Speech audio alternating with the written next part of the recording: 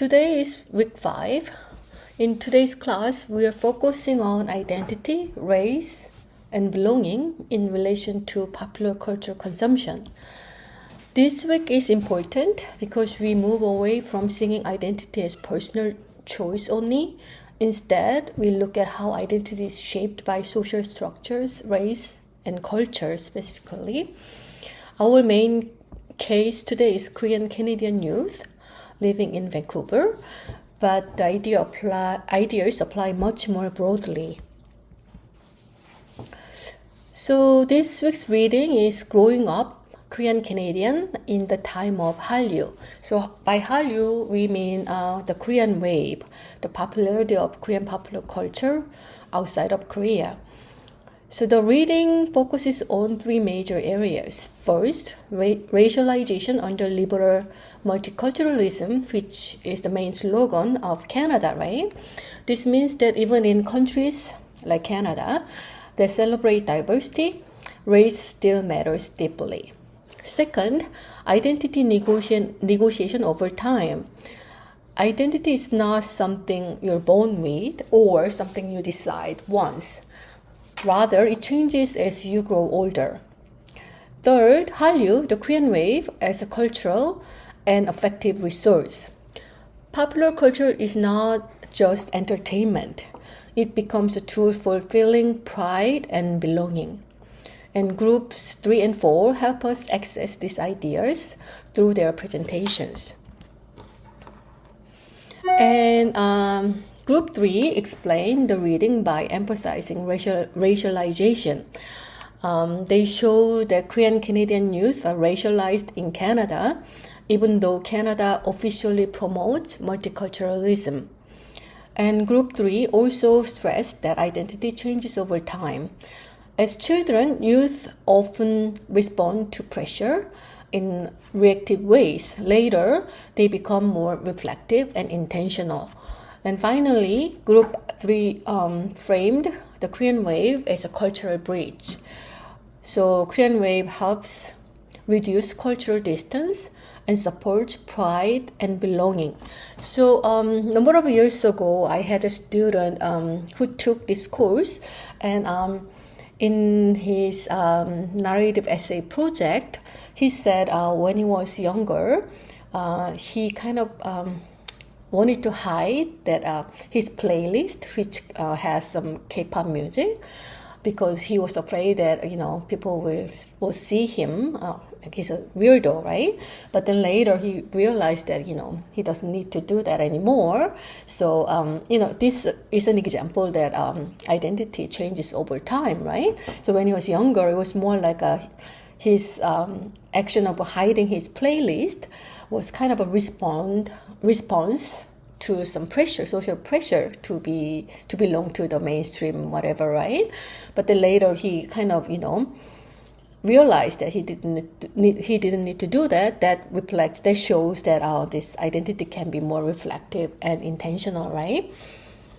And the one clear strength of Group 3 was structure. Each argument was clearly signposted. This made it easy to follow how the reading was organized. And Group 3 also translated complex academic ideas into accessible language, which is an important academic skill. And they stayed focused on the main argument of the reading. And some areas of some areas for improvement. At times the presentation relied more on description rather than analysis. So in other words, the presentation told us what happened, but not always. I mean, it doesn't mean that it was like that all the time, but sometimes rather than what happened, why it happened, or how power works, those analyses would have been more helpful. And the key concepts like racialization and multiculturalism could have been more clearly separated and maybe emphasized. And a stronger conclusion would have tied the 3 arguments together more explicitly. And The connection section of the group 3 kind of connected their reading to several other readings. So it used McLaurin and Jean to show how cultural content can support self-assurance. And also they connected to Yoon's week 3 reading to show how fandom can become a community, like a community action. And they also used Jang and Kim to explain hybridity and global pressure. The external examples that group 3 made a connection to were also important. The Blackpink documentary showed emotional attachment, and the BTS meal showed how Hallyu becomes part of everyday life. And these examples helped show the Korean wave is lived, not abstract. So building, also the first discussion question by group 3 was asked how multiculturalism can support belonging while also hiding racial inequality, right?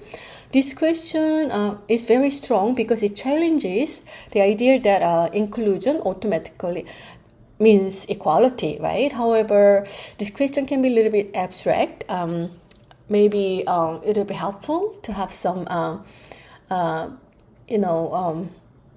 the question kind of lead the audience to help thinking of concrete cases or examples in their lives, right? Oh, and the second discussion question, with the growing global popularity of Korean pop culture, in what ways are Western cultural structures challenge it, or do they simply reproduce existing stereotypes in different forms, right? This question is useful because it links culture to power, right?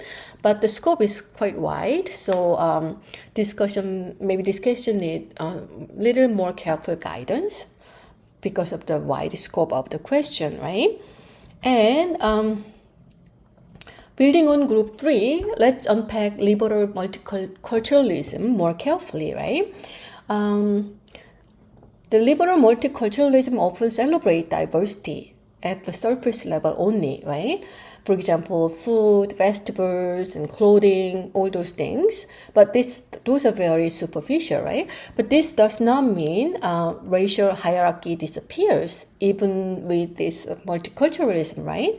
For example, you may be encouraged to share your culture, but still be treated as foreign or not really Canadian, right? And multiculturalism can function as regulation also.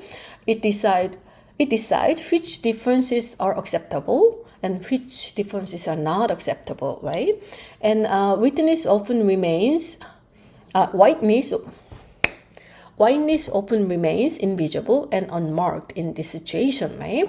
And that invisibility is exactly how power operates, because it is so invisible, and the power can operate way better when it's hidden or invisible, right?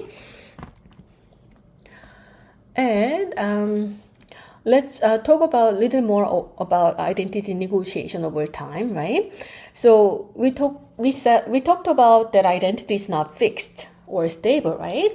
It changes depending on age, place, and social situation, And then, for example, for Korean Canadian youth, may downplay ethnicity in elementary school to avoid standing out. Exactly as I told you, one of the former students' cases, right? Later in university, that same person may actively reclaim Korean identity. We can see this change, right? This shift does not mean confusion. It reflects growing agency and self-reflection. And as you can see in this example, identity negotiation means managing belonging in different times and spaces. And let's just discuss a little bit more about the Korean wave, right? The role of the Korean wave in terms of this identity negotiation. Korean wave works as an effective resources. And this means it produces feelings, not just information.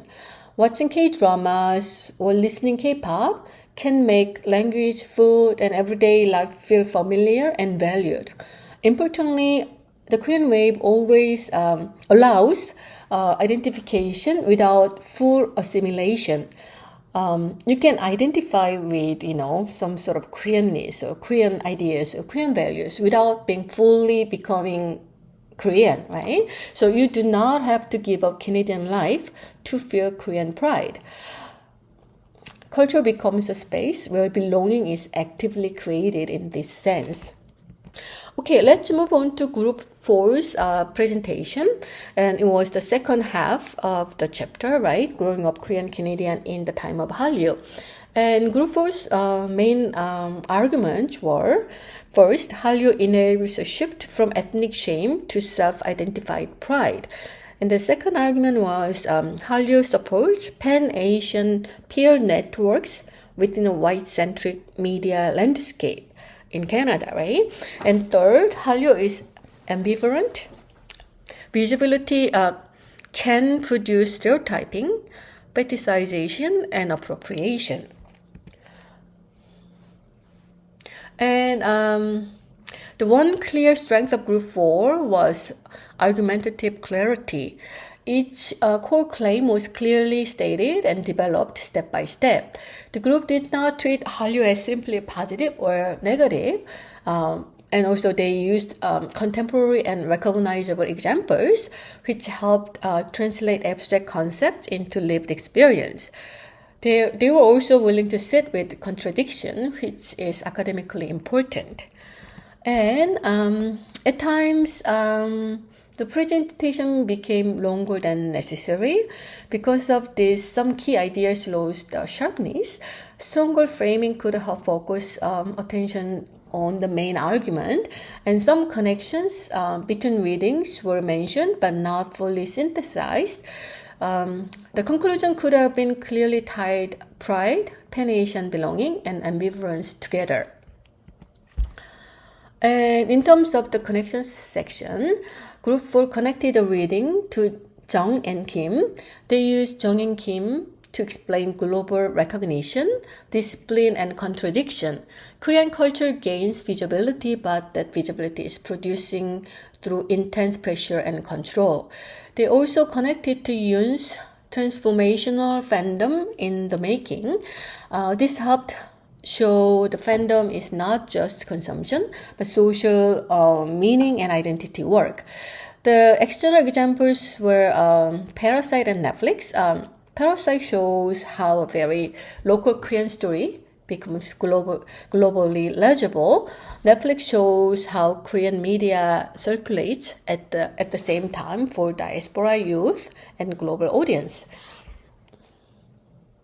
And Group 4's first question asks whether increased representation challenges racism or instead reinforces stereotypes, right? And the strength of this question is that it recognizes ambivalence. Representation is not automatically liberating, right?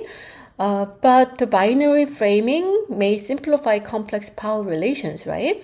So whether is it A or B, right? That's kind of a binary way of framing the question.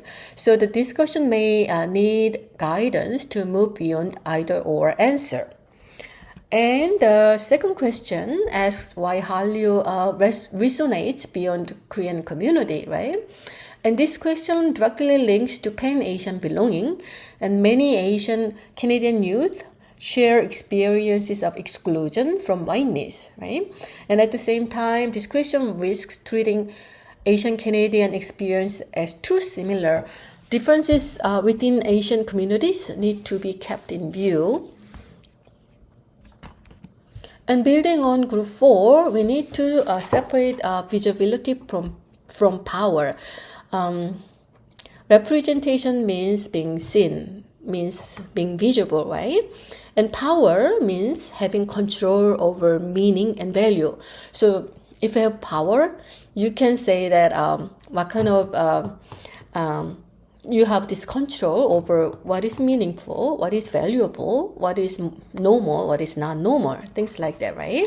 And a group can be highly visible, but still marginalized, right? So for example, Asian characters may appear frequently in media, but only in narrow stereotypical roles, right? So that sense they're still marginalized even though they appear frequently in media. But in the past, Asian characters were not really frequently appearing in the media at all. But it's more they're those characters are Asian characters you can see more often, but still minority. But it doesn't mean that they are not marginalized anymore, right? And Hallyu circulates within unequal global power relations, and recognition does not cancel hierarchy, right? That which means that being visible does not mean that you're not marginalized anymore, right? And in terms of Pan-Asian belonging, Hallyu enables Pan-Asian belonging in specific ways, and many Asian Canadian youth grow up consuming Western media that rarely reflect them, right? Rarely reflect Asians or Asian Canadians, right? And Hallyu provide images of Asian success, creativity, and desirability. This creates shared emotional ground across different Asian backgrounds. Diasporic Koreans often act as cultural mediators. They introduce Korean media to peers sometimes and help build shared spaces in that way. And this shift identity from national to relational. So it's not like you're just Korean or you're just Korean Canadian. You're just other Asian in Canada, right? But when identity is relational, as a Korean diasporic Koreans, Korean Canadians sometimes act as cultural mediators through these relationships, right? Pan-Asian kind of identity can be shared and built, right? So in that sense, this relationship or the aspect of relational identity is visible, right? And in terms of the ambivalence and negotiation, Korean Wave is not simply empowering. It creates pride sometimes, but also pressure. Youth may feel proud of Korean culture, but also feel expected to perform some kind of Koreanness in certain ways, right? Visibility can lead to being boxed into pop culture references, and belonging becomes conditional. So this is why identity remains negotiated, not reserved or not just decided. It's being constantly negotiated, right? And in conclusion, let's bring the week together. Multiculturalism does not erase racial hierarchy, as we discussed, right? It can include difference while leaving power untouched, right? It seems like very inclusive, but the remaining power structure is still there, right? And even maybe it can work even better because on the surface, it seems like it's not really racism. It's not really that big of hierarchy out there, right? It's kind of a hiding, so that underneath the remaining power structure is just working even better because like a hidden, invisible, right? And identity is not fixed, right? It is negotiated across time, space, and social context. And the Korean Wave enables pride and connection, but it also produces new constraints in some ways. And belonging is not granted by nation. It is constantly negotiated through race, culture, and power, through interactions among people, or interactions between people and popular culture, or through popular culture consumption, right? So this week's topic, you can draw a lot from this week's readings and presentations and the lecture when you work on your narrative, essay project, right? Because this week's topic is about identity and popular culture consumption, right? It's a relationship. So when you do your narrative essay project, right, you will, of course, talk about how, what you consume, how you consume, how long you have been consuming, what kind of Korean popular culture, right? That is only the starting point. And what you have to focus on is how your consumption is related to who you are, your identity, and or how people see who you are, right? So this week's topic is directly related to this project, and please focus on the relationship between your consumption of the Korean popular culture and your identity, right?